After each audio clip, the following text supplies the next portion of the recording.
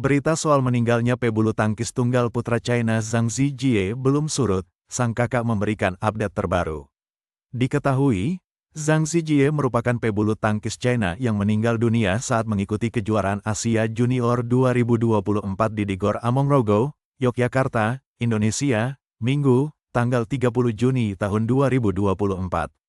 Sebelum meninggal, Zhang Zijie yang bertanding melawan wakil Jepang Kazuma Kawano, tiba-tiba ambruk dan mengalami kejang.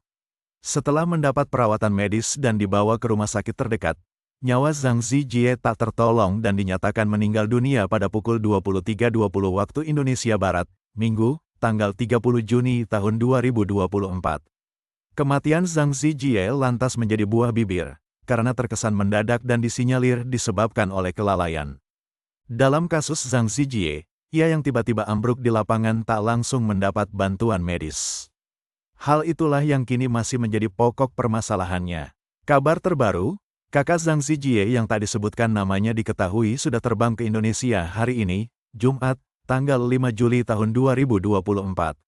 Selain untuk menjemput jenazah Zhang Zijie yang masih berada di RSUP Dr. Sarjito, Sleman, ia juga bertekad untuk mencari keadilan atas kematian sang adik. Kepastian itu diketahui dari salah satu media berita lokal China, 163.com. Sebelumnya, kakak Zhang Zijie juga telah meminta pertanggungjawaban BWF atas meninggalnya sang adik. Hal itu ia sampaikan di akun media sosial Weibo yang dikutip dari Xinjiu.